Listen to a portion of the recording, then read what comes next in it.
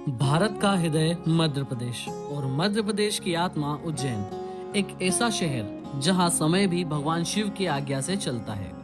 मोक्षदायिनी शिप्रा नदी के तट पर बसी यह नगरी सिर्फ एक शहर नहीं बल्कि अनंत ऊर्जा का केंद्र है। पुराणों में इसे अवंतिका कहा गया है।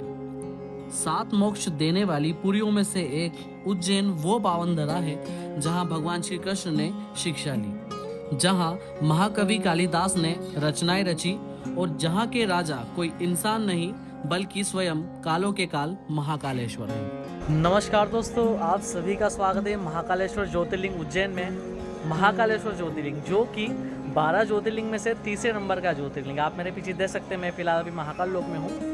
इस वीडियो में मैं उज्जैन के संपूर्ण दर्शन आपके सामने इस वीडियो में रखने वाला हूँ। साथ ही में इसमें मैं एक दिन की पूरी आइटनरी भी दे दूंगा कि पूरे एक दिन में आप पूरे उज्जैन का संपूर्ण दर्शन कैसे कर सकते हैं। तो चलिए वीडियो की शुरुआत करते हैं। जय श्री महाकाल।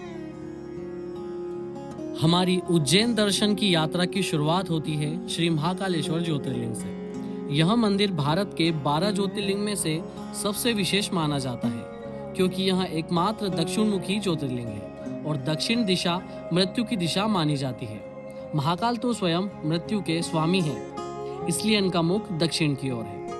मंदिर में अब फोन ले जाना बंद कर दिया गया है, तो आपको पहले यहाँ पर बने काउंटर्स पर अपना फोन जमा करवाना होता है। उसके बाद आप बाबा महाकाल के दर्शन प्राप्त कर सकते हैं। मंदिर में दर्शन आधे से पौन घंटे के अंदर हो जाते हैं। हालांकि भीड़ ज्यादा हो तो मैं रिकमेंडेड करूंगा कि आप यहाँ पर बने 250 रुपए के स्पेशल टिकट लेकर दर्शन कर सकते हैं। मंदिर का सबसे बड़ा आकर्षण है भस्म आरती। ब्रह्म मुहूर्त में यानी सुबह 4 बजे सूर्योदय से पहले होने वाली इस आरती में भगवान शिव का ताजी चिता की भस्म से श्रृंगार किया जाता है। कहा जाता है कि जो इस आरती के दर्शन कर लेता है उसका अकाल मृत्यु का भय समाप्त हो जाता है। अगर आप भस्म आरती देखना चाहते हैं तो ऑनलाइन बुकिंग कम से कम 1 महीने पहले कर सकते हैं या फिर आप यहां आकर 1 दिन पहले अपना स्लॉट बुक कर लें। इसके अलावा आप रात को 2 बजे यहां पर लाइन में लगकर भस्म आरती में शामिल हो सकते हैं। महाकाल मंदिर में दर्शन के बाद आप आ जाइए महाकाल महालोक। वैसे तो यहाँ का नज़ारा रात में कुछ और ही देखने को मिलता है, पर दिन में भी महाकाल लोक काफी ज्यादा सुंदर दिखाई देता है। यहाँ पर आपको कला, तकनीक और आध्यात्म का अद्भुत मिश्रण देखने को मिलता है। महाकाल लोक में भगवान शिव और उनके पूरे परिवार की प्रतिमा को स्थापित किया गया है। यहाँ भगवान शिव की लीलाओं का वर्णन करती छोटी बड़ी करीब 200 मूर्तियां लगाई गई है। भगवान शिव ने किस तरह राक्षस त्रिपुरासुर का वध किया था, इसका वर्णन यह एक विशाल प्रतिमा के जरिए किया गया है। महाकाल लोक में करीब 108 विशाल स्तंभ बनाए गए हैं। इन सब पर महादेव, पार्वती समेत उनके पूरे परिवार के चित्र उकेरे गए हैं। ये चित्र देखने में बिल्कुल मूर्तियों की तरह ही हैं, जिनमें शिव, पार्वती, गणेश और कार्तिकेय की लीलाओं का वर्णन है। महाकाल लोक घूमने के बाद मंदिर के आसपास आपको काफी सारे ऑटो रिक्शा वाले मिल जाएंगे, जिसमें आपको 200 से 250 रुपए प्रति व्यक्ति में पूरा उज्जैन का दार्शनिक स्थल घुमा देंगे। महाकालेश्वर के दर्शन के बाद हम करेंगे काल भैरव के मंदिर, उज्जैन का दूसरा सबसे मुख्य मंदिर, जो कि है उज्जैन के सेनापति यानी काल भैरव का मंदिर। उज्जैन नगरी की रक्षा का भार जिनके कंधों पर है वे हैं काल भैरव। महाकाल दर्शन के बाद काल भैरव के दर्शन बिना हमारी यात्रा अधूरी मानी जाती है।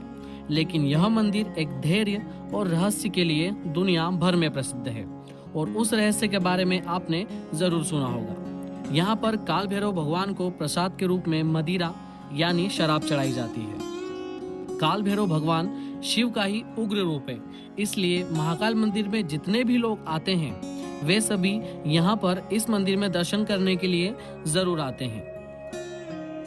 काल भैरव मंदिर से करीब 1.5 किलोमीटर की दूरी पर अब हम आ गए हैं मां गढ़कालिका के मंदिर पर। गढ़कालिका मंदिर का इतिहास भी काफी पुराना माना जाता है। यहाँ पर महान कवि कालिदास जी को देवी कालिका ने ज्ञान दिया था, तभी वे राजा विक्रमादित्य के 9 रत्नों में शामिल हुए थे। इस मंदिर को शक्तिपीठ भी माना जाता है क्योंकि यहाँ पर माता सती का ऊपर का होंठ गिरा था और यह मंदिर तांत्रिक की दृष्टि से काफी महत्वपूर्ण माना जाता है। मंदिर में दर्शन होने के बाद 2 मिनट की दूरी पर अब आप आ जाइए राजा भर्तरी की गुफाओं के पास। उज्जैन के राजा भर्तरी ने अपना सारा राजपाट अपने छोटे भाई विक्रमादित्य को सौंपकर यहाँ आ गए थे। यहाँ पर 3 गुफाओं में से मुख्य 2 गुफाएं हैं, जिनमें गुफा नंबर 1 में 2500 वर्ष पहले गुरु गोरखनाथ जी ने तपस्या की थी। उसके बाद भर्तरी जी ने 12 साल तक यहाँ तपस्या की थी।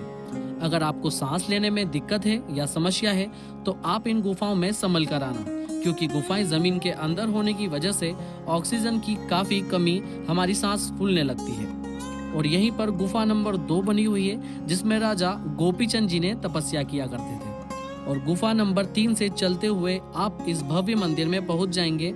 यह मंदिर भगवान नागनाथ जी को समर्पित है और इस मंदिर प्रांगण में यहाँ पर एक प्यारी सी गौशाला भी बनी हुई है।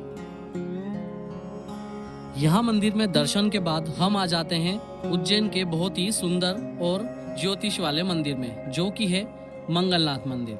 अगर आपकी कुंडली में दोष है या ज्योतिषी में रुचि रखते हैं तो मंगलनाथ मंदिर आपको जरूर आना चाहिए। मत्स्य पुराण के अनुसार मंगल ग्रह का जन्म यहीं पर हुआ था। यह मंदिर शिप्रा नदी के तट पर बना हुआ है। लाल पत्थरों से निर्मित यह मंदिर भव्य दिखाई देता है और जो कर्क रेखा है वह इसी मंदिर से होकर गुजरती है। मंदिर में दर्शन के बाद हम आ जाते हैं शांदीपनी आश्रम।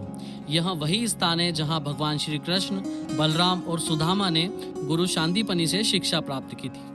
महाकाल मंदिर से 5 किलोमीटर की दूरी पर यह आश्रम स्थित है और यहाँ पर आप उस गोमती कुंड को भी देख सकते हैं, जिसे श्री कृष्ण ने अपने बाणों से प्रकट किया था। यहाँ पर 64 दिन तक भगवान श्री कृष्ण रहे थे और 64 विद्याएं उन्होंने यहाँ पर सीखी थी।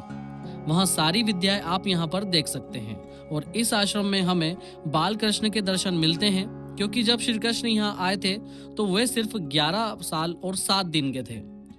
इन्हीं सब दर्शन से फ्री होकर आप आ जाइए महाकाल मंदिर के पास स्थित भारत माता का मंदिर। यह मंदिर भारत माता को समर्पित है और आपको यहाँ पर अपने इंडिया का मैप भी देखने को मिलेगा। साथ ही यहाँ पर महाकालेश्वर भक्त निवास भी बना हुआ है। इसमें 1500 रुपए में आप यहाँ आकर रूम भी ले सकते हैं। भारत माता मंदिर से आप आ जाना विक्रमादित्य के सिंहासन बत्तीसी को देखने के लिए। यह जगह महाकाल मंदिर के ठीक पीछे है और महाकाल कॉरिडोर के पास में है। राजा विक्रमादित्य उज्जैन के राजा थे, उनके किस्से कहानियां आपने जरूर सुने होंगे।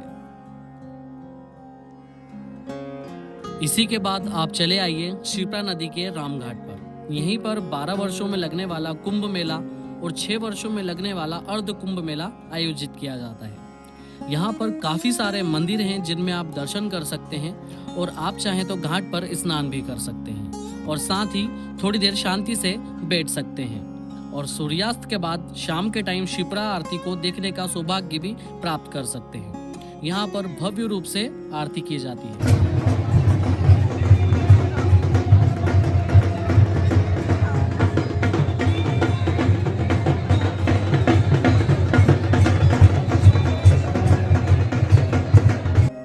रामघाट की आरती देखने के बाद आप बिना टाइम गवाए आ जाना हरसिद्धि माता के मंदिर में। यह मंदिर देवी सती के 51 शक्तिपीठों में से एक है। यहाँ पर माता सती की कोहनी गिरी थी और यहाँ पर फेमस दिव्य भव्य और अलौकिक आरती होती है, जिसे देखकर आपको पूरे गूज़बम्स आ जाएंगे। आप हरसिद्धि माता की मंदिर शाम की आरती बिल्कुल भी मिस मत करना, क्योंकि इस आरती का एक अलग ही आनंद आप साथ लेकर जाएंगे।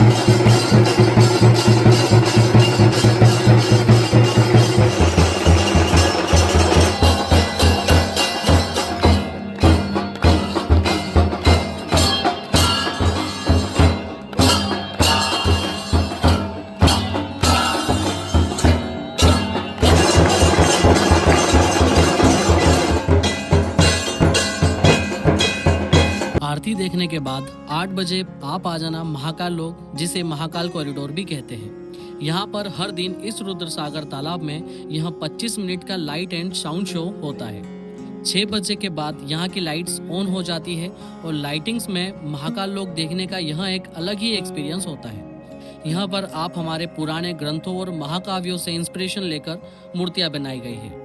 इस महालोक को पूरा देखने में हमें 1 से 1.5 घंटे का टाइम लग जाता है। और इसी के साथ हमारी एक दिन की उज्जैन की यात्रा समाप्त होती है। मुझे उम्मीद है आपको वीडियो पसंद आया होगा। अगर आपको वीडियो अच्छी लगी तो लाइक करें, कमेंट करें और आप जिस किसी के साथ यहाँ पर आना चाहते हैं उन्हें शेयर ज़रूर करें। चैनल को सब्सक्राइब भी करें। मिलते हैं अगले वीडियो में। जय श्री महाकाल।